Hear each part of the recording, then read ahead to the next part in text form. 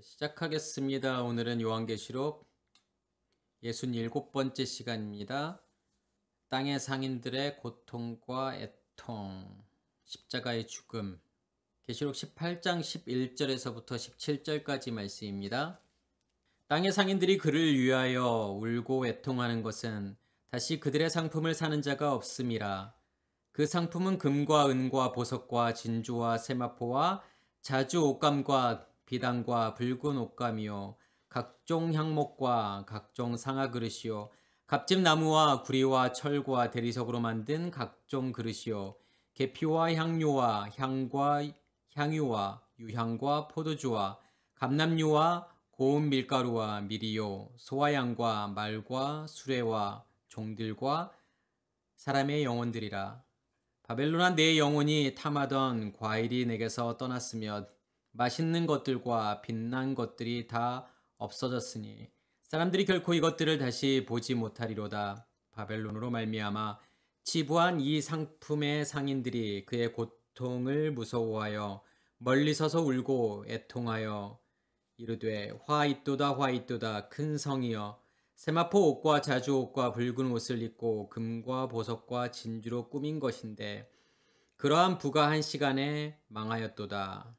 17절 앞에까지만 보도록 하겠습니다. 오늘 말씀에 보면은 땅의 상인들이 나오죠. 그러니까 땅의 상인들이라고 하는 것은 결국은 땅의 것으로 장사하는 사람들, 땅의 것을 가지고서 땅의 것들을 파는, 거래하는 이제 그런 사람들을 땅의 상인들이라고 이야기하는 거고, 결국은 여기에서 땅의 상인들은 누구를 이야기하는 거냐면 우리 자신들을 이야기하는 거죠. 여전히 겉사람의 것으로 그 겉사람의 상태를 땅이라고 이야기하는 거니까 그것의 상태로 유통하는 모든 사람들, 그것으로 살아가는 모든 사람들, 그것을 이제 땅의 상인들이라고 이야기하는 거고, 바벨론의 멸망이라고 하는 것은 결국은 무엇을 의미하는 거냐면 우리의 겉사람을 의미하는 거죠. 그래서 우리의 겉사람이 망하는 것을 통해서 지금 누구를 설명하고 싶은 거냐면 땅의 상인들이 울고 애통한다. 이제 이렇게 설명하고 있는 것은 무엇을 의미하는 거냐면, 그러니까 겉사람의 죽음이라고 하는 것이 땅의 상인들에게, 우리에게 어떠한 의미가 있는지 그것에 대한 설명이죠. 그래서 그러한 관점으로 지금 11절 말씀부터 17절 말씀까지를 같이 살펴보도록 하겠습니다. 상인들이라고 하는 것은 제가 금방 설명을 드렸던 것처럼 헬라어로는 엠포로스라는 단어를 쓰죠. 장사 상인. 엔이라고 하는 것은 뭐뭐 안내라는 뜻이고, 포리오마이라고 하는 단어와 합성어죠. 포리오마이라고 하는 것은 가다, 여행하다, 떠나다, 살다, 걷다라고 하는 의미가 있어요. 그래서 뭐뭐 안에서 내가 여행하고 떠나는 거고 살아가는 거고 걷는 거죠. 그럼 여기서 땅의 상인들이기 때문에 땅의 상태로, 땅이라고 하는 것은 우리의 겉사람을 이야기하는 거예요. 그러니까 우리의 마음 땅을 이야기하는 거죠. 무엇이 만들어 놓은 우리의 마음 땅을 이야기하는 거냐면 용이 만들어 놓은 우리의 마음 땅, 그러니까 사탄이 만들어 놓은 우리의 마음 땅, 그거 안에서 걷고 살아가는 그 사람들을 무엇이라고 이야기하는 거냐면 땅의 상인들이라고 이야기하는 거고, 그 땅의 상인들이 울고 애통한다라고 하는 것은 그 이유가 뒤에 나오죠. 왜 울고 애통하는 거냐면 다시 그들의 상품을 사는 자가 없기 때문에 그렇다라는 거예요. 결국은 울고 애통한다라고 하는 것은 무엇을 의미하는 거냐면 십자가의 죽음을 표현하는 거죠. 그러니까 십자가의 죽음을 의미하는 거고, 다시는 그들의 상품을 사는 자가 없다라고 하는 것은 무엇의 죽음을 의미하는 거냐면 겉사람의 죽음을 의미하죠. 그러니까 겉사람의 죽음 때문에 울고 슬퍼한다라고 하는 거죠. 더 이상 내가 가지고 있는 것으로 살아갈 수 없기 때문에 슬퍼하는 거예요. 이제 그 말은 무슨 말이냐면 이게 나쁜 말이 아니라 좋은 말이죠.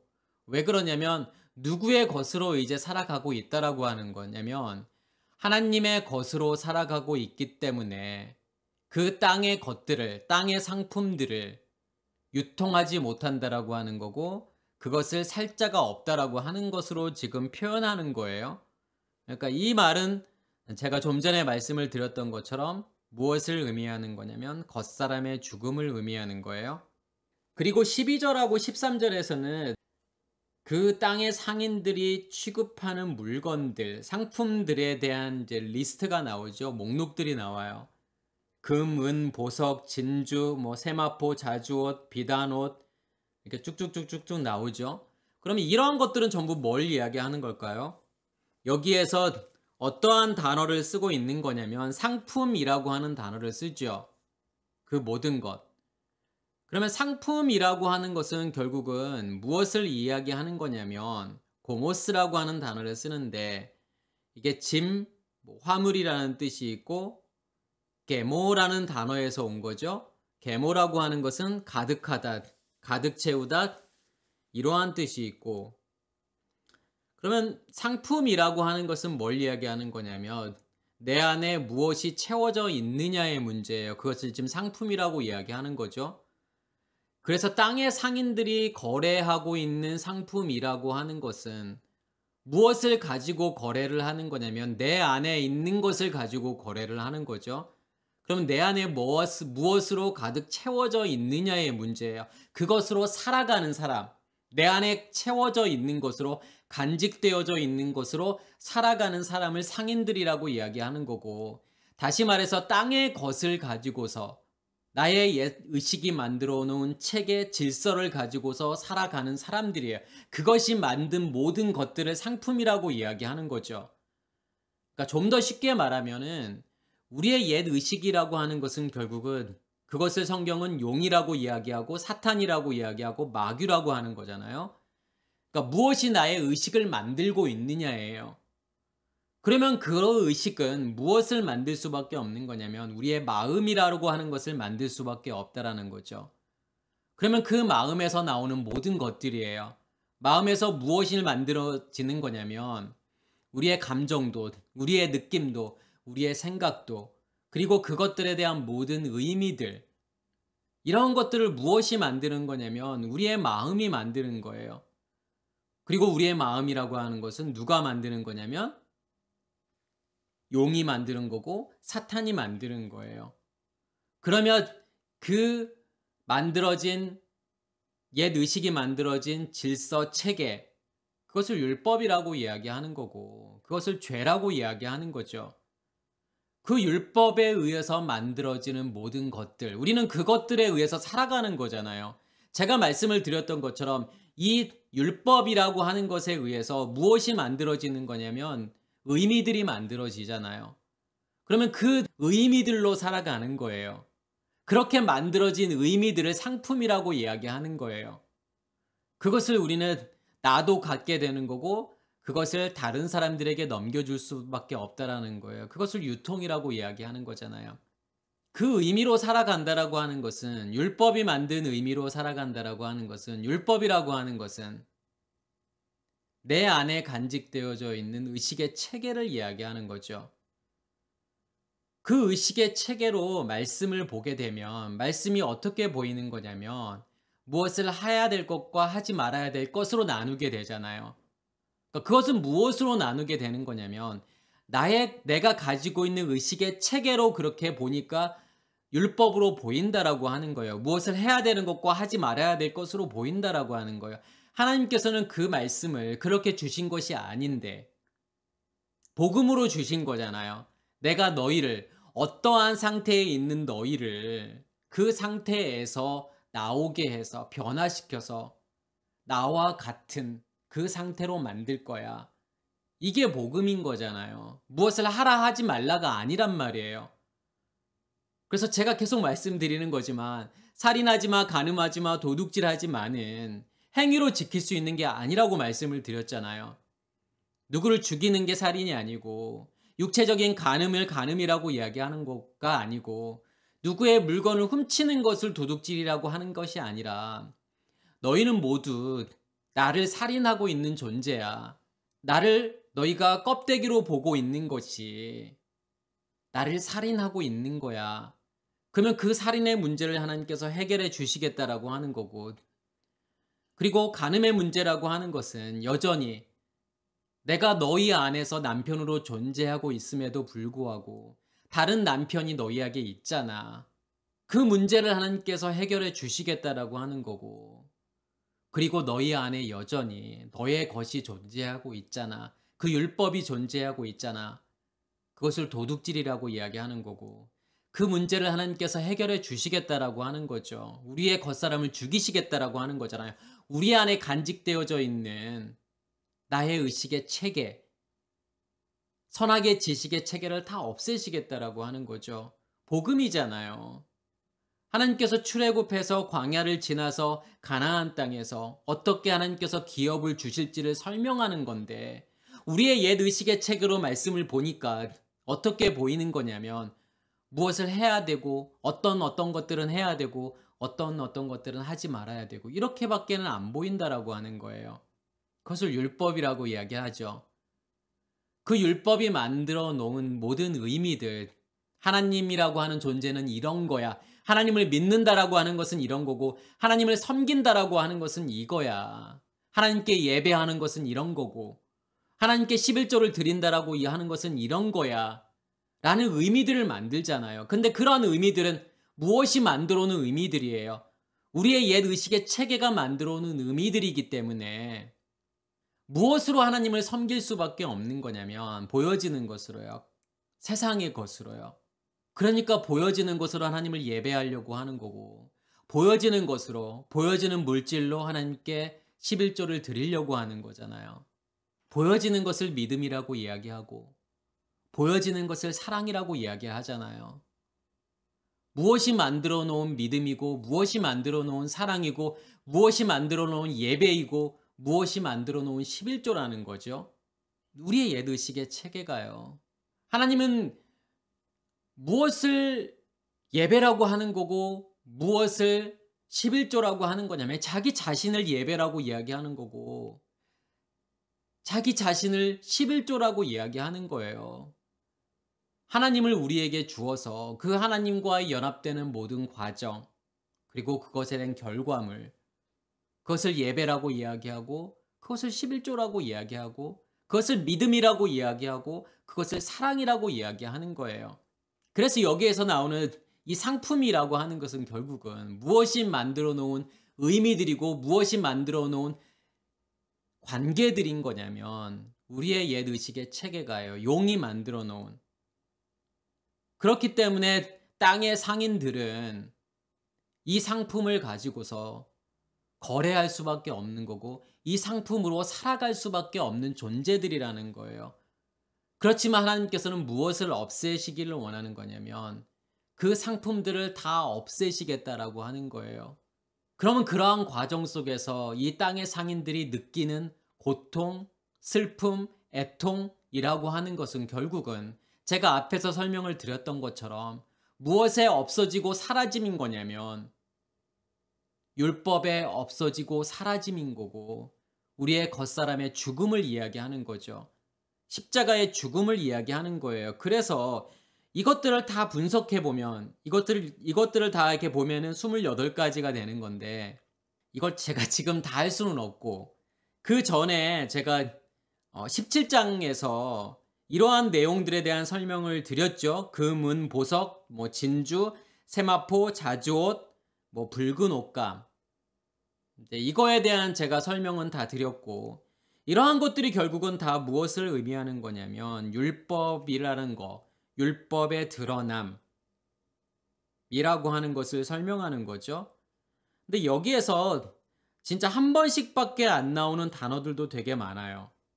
예를 들어서 상아라던가 각종 상아, 그릇, 그리고 대리석이라는 단어, 그리고 계피, 그리고 고운 밀가루, 수레, 이러한 단어들은 이 본문에만 나오는 단어예요. 딱 한 번밖에 안 쓰였어요. 신약 전체 본문에서요. 그 말은 뭐냐면 이 단어가 정확하게 무엇을 의미하는 건지를 안다라고 하는 것은 쉬운 일이 아니라고 하는 거예요.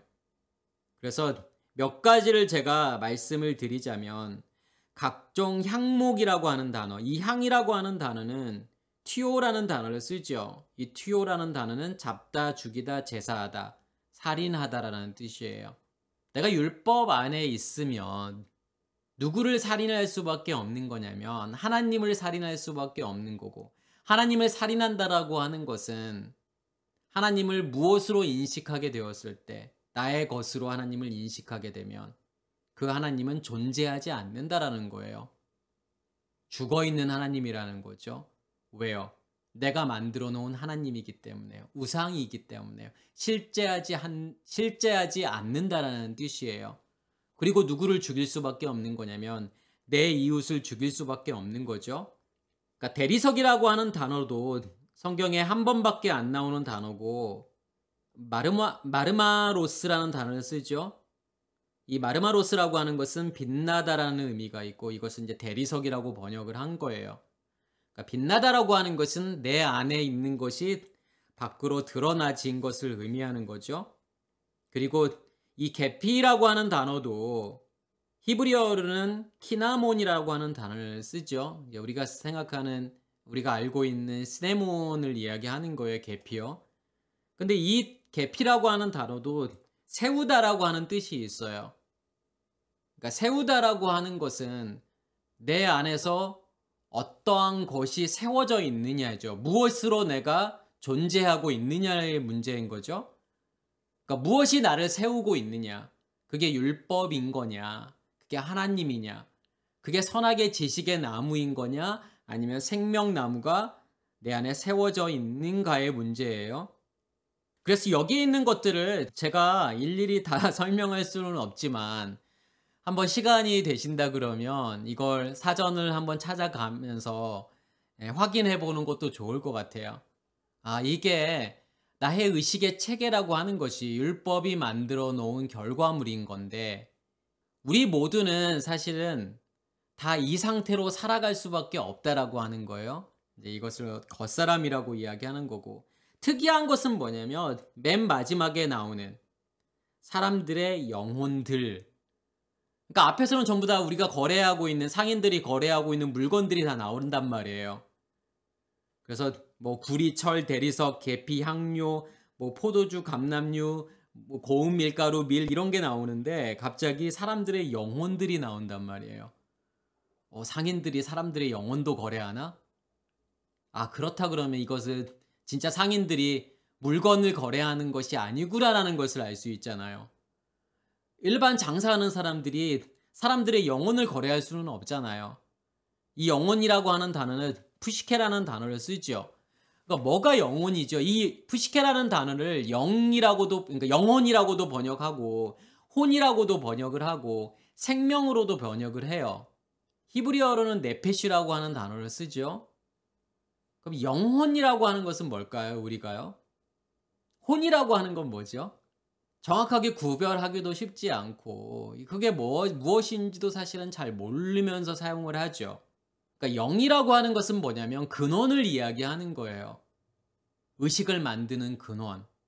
그래서 영을 말씀이라고도 이야기를 하죠. 이 말씀이라고 하는 것은 결국은 의식을 이야기하는 거예요. 그래서 영이라고 하는 것은 제가 두 가지밖에 없다라고 말씀을 드렸잖아요. 두 종류예요. 크게 나누면요. 성령, 거룩한 영과 악한 영. 그 악한 영을 무엇이라고 이야기하는 거냐면 용이라고 이야기하는 거고 사탄, 마귀라고 이야기하는 거잖아요. 그리고 성령이라고 하는 거룩한 영이라고 하는 것은 결국은 누구를 이야기하는 거냐면 하나님을 이야기하는 거고 하나님의 말씀을 이야기하는 거고 하나님의 의식을 이야기하는 거예요. 그러니까 무엇이 나의 의식을 만드는 거냐. 혼이라고 하는 것은요. 푸시케 아니면 네페시라고 하는 것은요. 그 영에 의해서 만들어진 우리의 의식. 그것을 어떻게 보면 자아라고도 이야기할 수 있고 그것을 무엇이라고 이야기하는 거냐면 혼이라고 이야기하는 거예요. 그래서 영혼이라고 하는 단어를 쓴다 그러면 어떻게 볼 수 있는 거냐면 어떠한 영이 만들어 놓은 혼이냐의 문제예요. 그래서 영혼이라고 하는 것도 두 가지로 나눌 수 있죠. 성령에 의해서 만들어진 혼, 네페시를 이야기하는 거냐, 아니면 악한 영, 사탄에 의해서 만들어진 혼인 거냐, 그 의식인 거냐, 그것이 만들어 놓은 나라는 존재인 거냐, 얘 문제인 거예요. 그것을 지금 영혼이라고 이야기하는 거예요. 여기에서는 뭐냐면 푸시케라는 단어를 쓰는 거고 네페시라는 단어를 쓰잖아요. 이것은 혼이라고 이야기하는 거죠. 그러니까 사람들의 혼, 결국은 혼이라고 하는 것은 이 장사꾼이라고 하는 땅의 상인들이라고 하는 것을 통해서 무엇을 지금 거래를 하는 거냐면 사람들의 혼을 거래한다라고 하는 것은 내가 가지고 있는 것에 의해서 무엇이 만들어진다라고 하는 거냐면 다른 사람들의 혼이 만들어진다라고 하는 거예요. 그걸 사람들의 지금 영혼들이라고 이야기하는 거죠.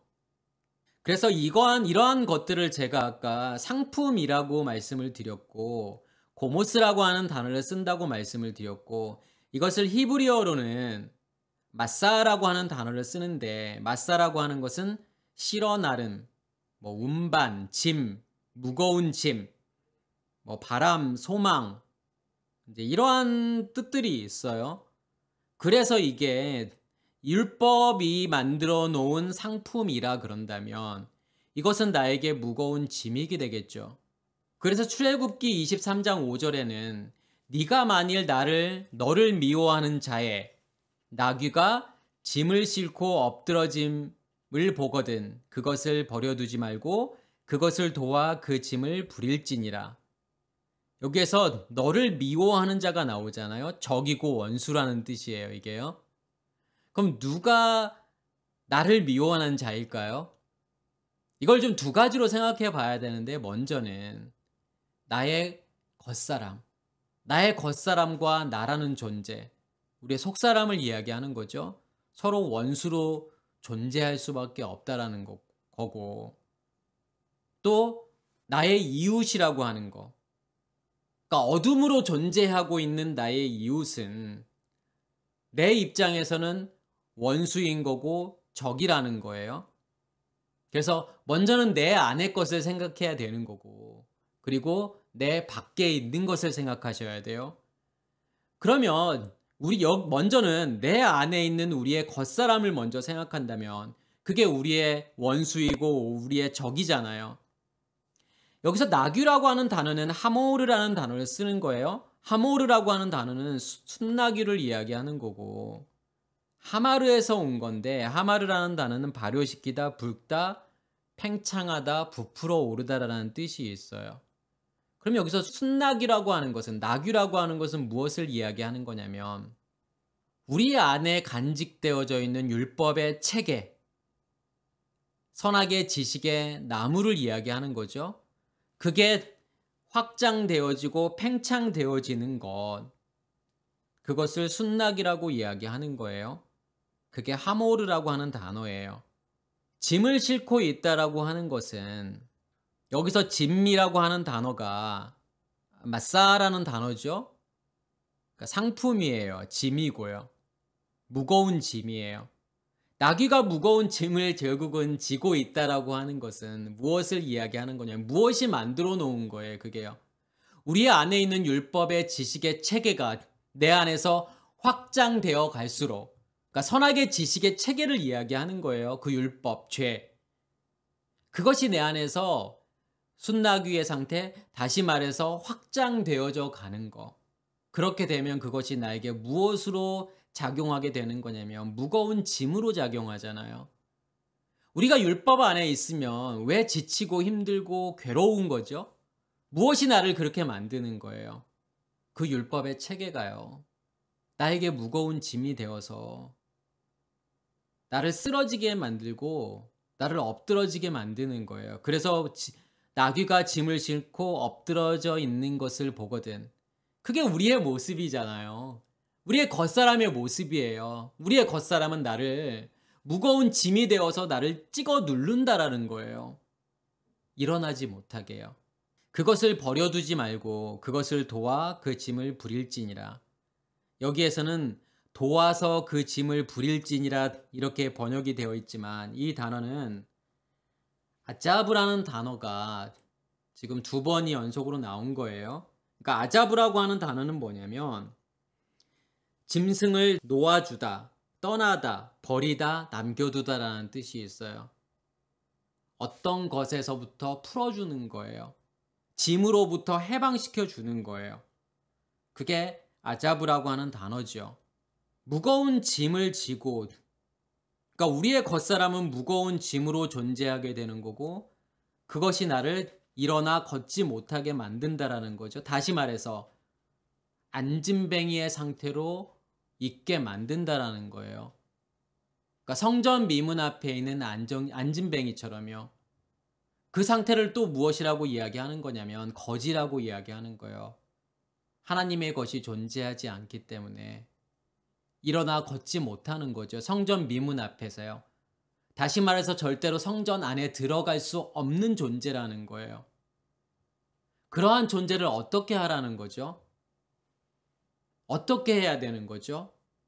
우리의 겉사람을요.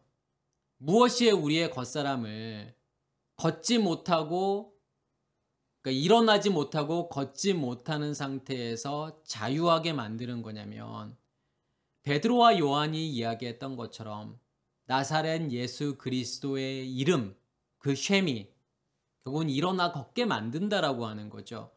그러면 이 쉐미라고 하는 정체는 뭘 이야기하는 거냐면 제가 자주 말씀을 드리는 거지만 쉰하고 맴이라고 하는 자음이에요. 쉰이라고 하는 것은 첫째 날의 빛을 이야기하는 거고 맴이라고 하는 것은 둘째 날의 궁창을 이야기하는 거예요. 하나님의 말씀을 이야기하는 거고 그게 샤마임이란 말이에요.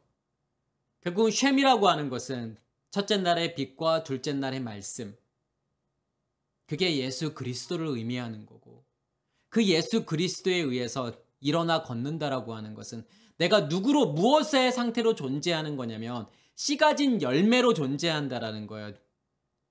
그것을 성경은 영의 몸이라고 이야기하는 거죠. 영의 몸이 자라서 걷지 못하는 영의 몸이 일어나서 걷게 되는 거. 그게 넷째 날이잖아요. 세상을 향해서 빛을 비추는 거예요. 광명체들이 되어서요. 그러니까 일어나 걷는다라고 하는 것은 내가 자라서, 그러니까 일어나는 것은 자람이 있다라는 거죠. 성숙해져서. 그리고 내 안에 있는 것을 드러내는 거예요. 전하는 거예요. 그게 걷는 거예요. 그래서 안진뱅이가 어디 안으로 들어가는 거냐면 성전 안으로 들어가서 하나님을 찬양하게 되잖아요. 여기에서도 마찬가지예요. 나귀로 존재하고 있는 짐을 싣고서 그 짐에 의해서 일어나 걷지 못하는 그러한 상태에 있는 자를 먼저는 그게 내가 되겠죠. 나의 겉사람이 되겠죠. 그것을 거기서부터 자유하게 만든다라고 하는 거죠. 누가 하시겠다라는 거예요? 하나님께서 그렇게 하시겠다라는 거예요. 그리고 우리도 그렇게 하라는 거예요. 누군가 너의 이웃이 나귀의 상태로 존재하고 있어서 무거운 짐을 지고 있으면 그것으로 일어나 걷지 못하는 안진뱅이의 상태에 있으면 거지의 상태에 있으면 나사렛 예수 그리스도의 그 쉔 이름으로 내 안에 있는 것을 주어서 그를 일어나 걷게 만들라는 거예요. 그게 그것을 도와 그 짐을 부릴지리냐. 그 짐에서 자유하게 만드는 거고 그 짐에서 해방시키라고 하는 거예요. 안 그러면 이 말씀을 되게 특수한 경우에만 사용할 수 있잖아요. 나를 미워하는 자, 그러한 사람을 만나기도 쉽지 않은데 또 그 사람의 그 이웃의 그 나를 미워하는 나의 원수, 나의 적으로 존재하는 사람의 나귀를 만난다라고 하는 것도 우리에게는 이 말씀이 하나도 적용이 안 되잖아요.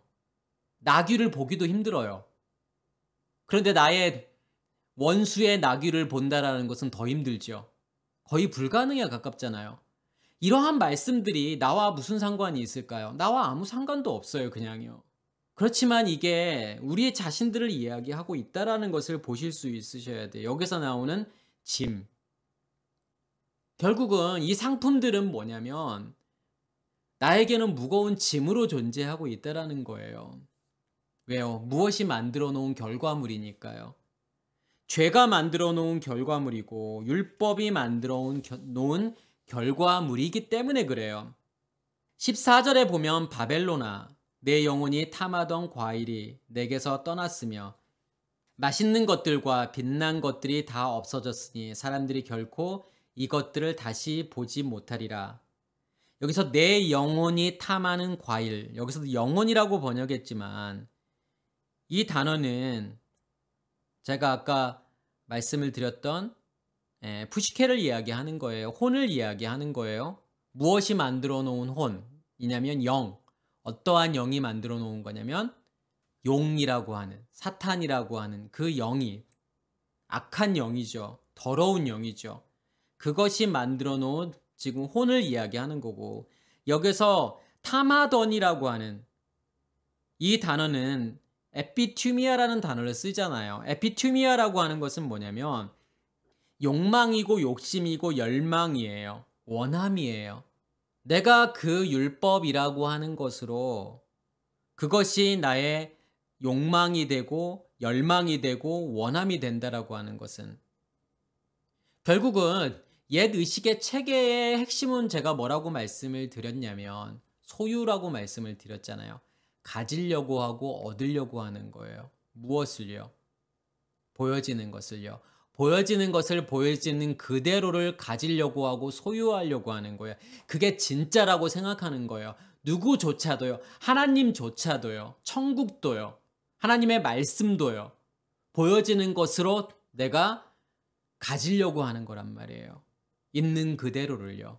그래서 천국이라고 하는 것도 어떻게 우리가 생각을 하게 되는 거냐면 어떻게 상상을 하게 되는 거냐면 보여지는 것으로요. 내가 상상할 수 있는 최상의 것, 보여지는 것의 끝판왕, 그렇게 생각을 한단 말이에요. 그게 천국이라고 생각을 해요. 그래서 금은 보석이 깔려 있고 생명나무라고 하는 것이 있고 내가 꿈꿀 수 있는, 내가 상상할 수 있는 최상의 것이라고 생각을 하잖아요. 그게 우리의 영혼, 아니 혼이, 우리의 혼이 영혼이라고도 할 수 있겠죠. 왜냐하면 그것이 용이 만들어 놓은 혼이니까요. 나라는 존재이기 때문에요. 나의 의식이기 때문에요. 나의 겉사람이기 때문에요. 그것이 탐하던 과일, 여기서 과일이라고 하는 단어는 오뽀라라고 하는 단어인데 이 오뽀라라고 하는 단어도 신약 본문에서 이 본문에서 단 한 번밖에 쓰여지지 않은 단어예요. 그러니까 이 단어도 두 단어의 합성어죠. 옵세라고 하는 단어와 호라라고 하는 단어의 합성어예요. 옵세는 늦은, 저물 때. 그리고 호라라고 하는 것은 때, 시간. 그러니까 늦은 시간을 이야기하는 거예요. 결국은 밤이라고 하는 저녁을 의미하는 거죠. 그러니까 무엇이 만들어 놓은 끝을 이야기하는, 결과를 이야기하는 거냐면 낮이라고 하는 시간에 만들어 놓은 결과물이에요. 그럼 여기서 과일이라고 하는 것은 탐욕이 만들어 놓은, 다시 탐욕이라고 하는 것은 결국은 우리의 율법의 체계, 선악의 지식의 체계를 이야기하는 거죠. 그것이 만들어 놓은 우리의 혼, 그것의 결과물이라고 하는 것이 과일인 거고, 이것이 제가 앞에서 설명드렸던 땅의 상인들이 거래하는 상품들이에요. 그래서 내 영혼이 탐하는 과일이라고 하는 것은 결국은 탐심이 나의 혼을 만들게 되고 결국은 그 혼이라고 하는 것이 만들어 놓은 모든 결과물들, 다시 말해서 율법이라고 하는 것이, 죄라고 하는 것이 만들어 놓은 모든 결과물이라고 하는 것이 과일이라고 하는 거죠. 그게 내 영혼이 탐하던 과일인 거고, 맛있는 것들이라고 하는 단어는 리파로스라는 단어를 쓰는데, 리파로스라고 하는 것은 이 단어도 여기 이 본문에 단 한 번밖에 사용되지 않은, 성경 전체에서 한 번밖에 사용되지 않은 단어예요. 기름진, 부유한, 화려한, 값비싼 이런 뜻이 있어요. 그러니까 부유한이라고 하는 거야. 원래는 기름진이라고 하는 뜻인데 기름지다라고 하는 것은 뭐냐면 부유하다라는 거예요. 화려하다라는 거죠.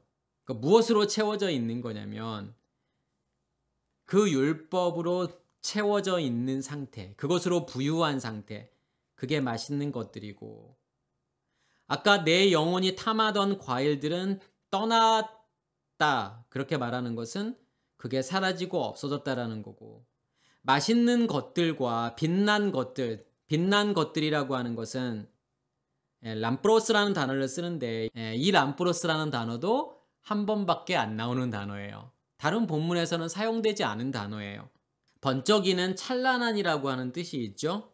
율법의 드러남, 율법의 화려함을 이야기할 때 이 단어를 쓰는 거고, 이것들이 다 없어졌다 라고 하는 것은 파괴하다, 이 단어가 파괴하다, 멸망하다, 없어지다, 사라지다라는 뜻이죠. 결국은 바벨론의 심판이라고 하는 것은 하나님께서 누구를 심판하는 거냐면 우리의 겉사람을 심판하는 거고, 우리의 겉사람이라고 하는 정체가 무엇인지를 내 영혼이 탐하는 과일이다, 뭐 맛있는 것들이다, 빛난 것들이다 이렇게 표현하는 거고, 왜냐하면 요한계시록처럼 우리의 옛 의식의 체계가 무엇인지 그 정체가 무엇인지를 이렇게 분명하게 드러내고 있는 성경이 없어요. 사실은요. 이렇게까지 자세하게 설명해 놓은 성경책이 없어요. 본문이 없어요. 그래서 요한계시록에서는 그걸 정말 디테일하게 설명하는 거예요. 너 안에 가지고 있는 너의 율법의 체계가 만들어 놓은 것들이 다 이런 것들이야. 그것들이 너에게는 무거운 짐이고 너를 주저앉히는 거야. 너를 일어나지 못하게 하는 거고 너를 일어나 걷지 못하게 하는 거야. 정말 디테일하게 설명하고 있어요. 그게요. 그렇지만 하나님께서는 어떻게 하시겠다라는 거냐면 그것을 다 없애시겠다라는 거예요. 그게 앞에 나오는 7 나팔의 심판인 거고 7 대접의 심판인 거예요. 그래서 17장이라고 하는 그러니까 계시록 17장 18절은 결국은 7 대접의 심판이라고 하는 것이 어떠한 의미가 있는지를 설명하고 있는 거예요. 그 7 대접의 심판에 의해서 너가 가지고 있는 그 율법의 체계가 만들어 놓은 그 모든 상품들, 영혼이 탐하는 과일, 맛있는 것들, 빛난 것들, 이러한 것들을 하나님께서 다 없앨 거야. 이것들을 다시 보지 못하리라. 본다라고 하는 것은 결국은 뭘 이야기하는 거냐면 찾다, 발견하다, 만나다, 알아내다 이런 뜻이 있어요. 찾아내지 못할 거라는 거예요. 발견하지 못할 거라는 거. 왜요? 하나님께서 다 없앨 것이기 때문에 하나도 남김없이 너희 안에서 모조리 없앨 거기 때문에 네가 찾고 싶어도 찾아질 수 없어 라고 말하는 거죠. 15절에 보면 바벨론으로 말미암아 치부하던 이 상품의 상인들이 그의 고통을 무서워하여 멀리 서서 울고 애통한다라고 말하고 있죠. 그러니까 바벨론이라고 하는 것은 우리의 겉사람을 이야기하는 거고, 우리의 겉사람으로 말미암아 치부하던이라고 하는 것은 이 치부하다라는 단어가 플루테오라는 단어를 쓰죠. 플루테오라는 것은 부하다, 부유하다, 풍성하다라는 거예요. 결국은 바벨론의 상태로, 겉사람의 상태로 부유하고 풍성했던 이 상품의 상인들, 우리들을 이야기하는 거잖아요. 겉사람으로 존재하고 있었던, 겉사람의 상태로 부유했던 우리, 부자로 살았던 우리들을 하나님께서 어떻게 하시는 거냐면 심판하시기 때문에 그것을 우리는 무엇으로 지금 인식하게 되는 거냐면 고통으로 인식하게 된다라는 거예요. 그러니까 성경에서 말하는, 여기에서 말하는 고통이라고 하는 것은 무엇이 고통인 거냐면 우리의 겉사람이 사라지는 것이 고통이에요. 우리의 겉사람으로 존재하고 있는 그 바벨론의 사라지고 없어짐이라고 하는, 그 모든 과정들, 그것이 우리에게는 고통이에요. 왜요? 지금까지 그것으로 살았기 때문에요. 그게 전부인 것처럼 살았기 때문에 그것이 사라지고 없어지는 것은 우리에게 무엇으로 인식되는 거냐면 고통으로 인식된다는 거고, 그것 때문에 울고 애통한다라는 거죠. 그래서 야고보서 4장 9절에 보면 슬퍼하며 애통하며 울지어다. 너희 웃음을 애통으로, 너희 즐거움을 근심으로 바꿀지어다. 여기서도 슬퍼하며 애통하며 울지어다. 이 말은 무슨 말이냐면 앞에 설명했던 것처럼 무엇에 사라지고 없어짐인 거냐면 무엇에 의해서요? 웃음과 즐거움. 그러니까 웃음과 즐거움이 의미하는 것은 우리의 속사람을 의미하는 거죠. 그래서 이삭이라고 하는 뜻도 웃음이라고 하는 뜻이에요. 그래서 이걸 좀 더 직역을 하게 되면 웃음이 슬픔 안으로 들어가. 왜냐하면 여기서 에이스라는 전치사를 썼는데 에이스라는 전치사는 밖에 있는 것이 안으로 들어가는 것을 에이스라고 하는 거죠. n이라고 하는 전치사는 그 안에 존재하고 있는 거예요. 그래서 여기서 에이스라는 전치사가 들어갔기 때문에 웃음이 슬픔 안으로 들어가겠다라는 거예요. 그 말은 우리의 속사람으로 무엇을 없애시겠다라고 하는 거냐면 우리의 겉사람을 없애시겠다라는 거죠. 그래서 우리의 속사람인 웃음과 즐거움으로 그것이 무엇으로 바뀌게 되는 거냐면 애통과 근심으로 바뀌게 된다는 거예요. 왜요? 그 속사람에 의해서 우리의 겉사람을 죽일 거기 때문에. 우리의 겉사람이 사라지고 없어지는 것을 우리는 무엇으로 인식하게 될 거냐면 애통으로 인식하게 될 거고 근심으로 인식하게 될 거라는 거예요. 그러면서 주 앞에서 낮추라. 그리하면 주께서 너희를 높이시리라. 낮춘다라고 하는 것은요. 그냥 겸손을 이야기하는 게 아니에요. 우리의 성품을 이야기하는 것이 아니라 우리의 겉사람의 죽음을 이야기하는 거죠. 그래서 우리가 낮아지면 낮아질수록 우리의 겉사람이 죽으면 죽을수록 너희를 높이시리라. 어떻게 높아지죠 우리가요? 내가 죽은 만큼 그리스도가 나의 머리 되심이잖아요. 나의 의식이 누구의 의식으로 바뀌는 거냐면 하나님의 의식으로 바뀌는 거고 그리스도의 의식으로 바뀌는 것이 우리가 높아지는 거예요. 이 세상의 것을 가져야 높아지는 건가요? 우리 지위가 높아져야 되나요? 아니면 우리가 부자로 사는 게 높아지는 건가요? 내가 하나님을 위해서 겸손했더니 하나님께서 우리를 높여주셔서 우리가 이 땅에서 잘 먹고 잘 사는 지금 그런 걸 말하는 게 아니잖아요. 나의 겉사람이 죽으면 죽을수록 낮아지는 거고 그렇게 됨으로 인해서 누가 높아지는 거냐면 그리스도가 높아지시는 거예요. 그리스도가 나의 머리 되셨다라는 거죠. 우리의 의식이 그리스도로 바뀌었다라는 거예요. 예, 화이또다 화이또다 큰 성이여 세마포 옷 자주 옷 붉은 옷을 입고 금과 보석과 진주로 꾸민 것인데 이 말씀은 17장 4절에도 나오죠.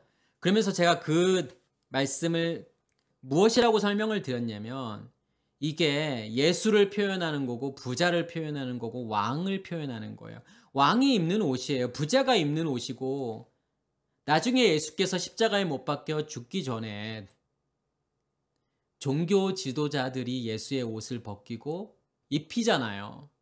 그래서 이것은 뭐냐면 무엇을 상징하는 거냐면 율법을 상징하는 거잖아요. 어떤 부자를 이야기하는 거냐면 율법의 체계로 풍성해 있는 그 부자를 이야기하잖아요. 화로다, 화이또다. 이 말은 우아이라는 단어를 쓰고 히브리어로는 오이라는 단어를 쓰죠. 그러니까 오이라고 하는 단어는 비탄, 통탄, 화, 재앙이라는 뜻이 있고 아바에서 온 단어예요. 마음을 기울이다, 바라다, 열망하다.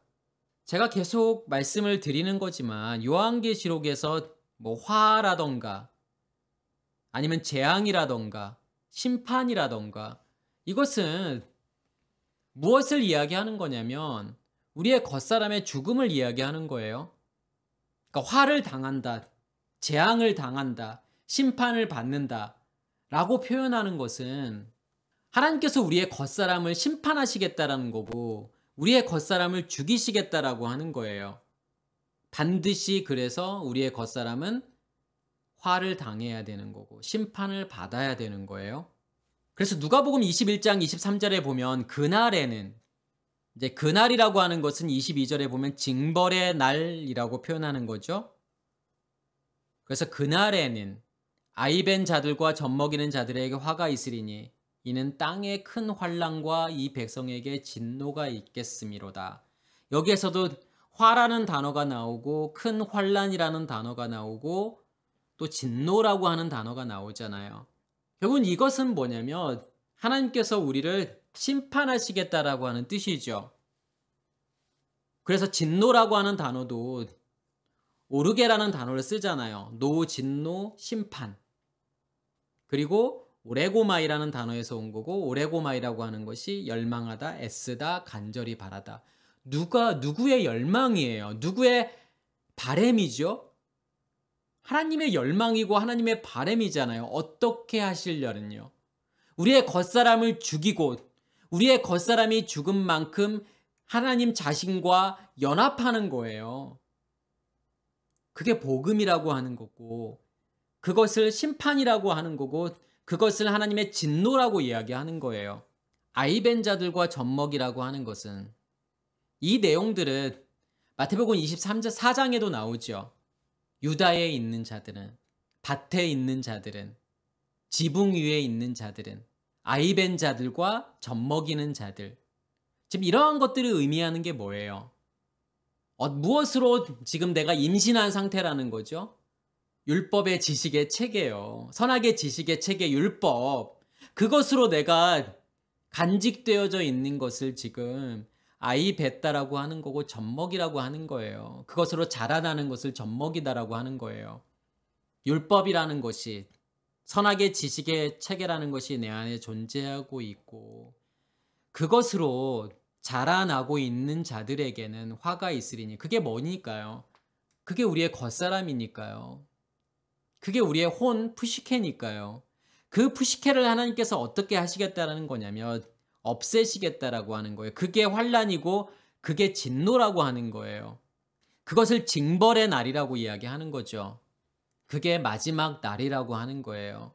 그러니까 우리가 오해하는 것은 마지막 날 그러면은 천재지변이 막 생기고 전쟁이 막 있고 그래서 뭐 핵폭탄이라던가 3차 세계대전이 일어나가지고 우리가 망하는 거 그것을 마지막 날 그렇게 인식할지도 모르겠지만 성경은 그것을 말하고 싶은 것이 아니에요.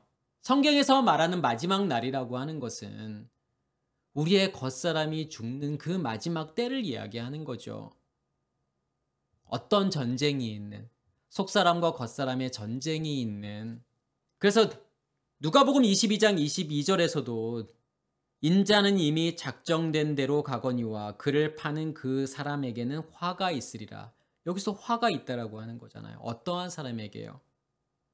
인자는 이미 누구요? 예수 자신이요. 작정된 대로, 계획된 대로, 정한 대로, 설명한 대로. 어떻게 설명이 되었죠? 어떻게 작정이 되었죠? 예수의 탄생과 십자가의 죽음과 부활과 떠나가심과 다시 오심이라고 하는 그러한 걸 통해서 뭘 보여주는 거냐면 복음이 무엇인지를 보여주잖아요. 너가 예수와 함께 죽어야 되고 그 생명이 너희 안에 심겨져야 되고 그리스도가 너희 안에 다시 오므로 무엇을 완성하시겠다라고 하는 거냐면 샤바트를 완성하시겠다라고 하는 거죠. 죽음과 부활과 다시 오심, 재림과 이 모든 것들이 다 내 안에서 이루어져야 되는 거고 그것을 예수께서 보여주시는 거고 그러한 의미에서 그를 파는 자들, 누구를 이야기하는 거예요? 가룟 유다인가요? 대제사장들이요? 바리새인 서기관들이요? 아니요, 우리요. 겉사람으로 존재하고 있는 선악의 지식의 나무의 상태로 존재하고 그것을 먹고 있는 우리요. 반드시 그 우리는 누구를 팔아야 되는 거예요. 예수를 팔아야 되는 거잖아요. 예수를 넘겨줘야 돼요. 넘겨주다라는 단어예요, 이게요. 파라디돔이잖아요. 그러니까 빠라디돔이라고 하는 것은 넘겨주는 거예요. 어디로요? 십자가로요. 내가 예수와 함께 십자가의 그 죽음을 같이 죽어야 된다라는 것을 의미하는 거예요. 그런 자들에게 화가 있다라는 거예요. 왜요? 그것을 넘겨주어야만이 우리 안에 뭐가 만들어지기 때문에요. 속사람이 만들어지잖아요. 예수의 십자가의 죽음이 있어야만이 부활이 우리 안에 존재하는 거고 재림이 우리 안에 존재하는 거잖아요. 그게 우리의 속사람을 만드는 거고 그 속사람에 의해서 겉사람이 죽어야 되는 거 그것을 지금 화라고 이야기하는 거예요. 그러한 자들에게 화가 있으리라. 지금 이렇게 말하고 싶은 거죠. 그러면서 지금 17절에 그러한 부가 한 시간에 망하였도다. 부라고 하는 것은 결국은 우리의 겉사람을 이야기하는 거고 한 시간이라고 하는 것은 60분을 이야기하는 것이 아니라 하나님의 시간을 이야기하는 거고 하나님의 시간에 의해서 죽어야 됨을 이야기하는 거예요. 그것으로 하나 되는 것을 지금 한 시간 이렇게 이야기하는 거죠. 하나님과 하나 되는 모든 과정, 하나님의 시간 안에서 하나님과 하나 되는 모든 과정이 한 시간인 거고 그것에 의해서 망하였다라고 하는 거예요. 이 말씀들을 통해서 우리의 모습을 보기를 간절히 소원합니다. 우리의 겉사람이라고 하는 게 무엇이고 무엇이 우리의 겉사람을 만들었고 그 겉사람의 정체가 무엇이고 어떻게 해야만이 그 겉사람을 죽일 수 있는지 무엇이 하나님의 것이 존재하지 않으면 할 수 없다라는 거예요. 볼 수도 없어요. 죽이는 것은 둘째 문제고 볼 수조차도 없어요. 하나님의 것이 내 안에 존재해야 되는 거죠. 하나님 자신이 내 안에 실체해야 되는 거예요.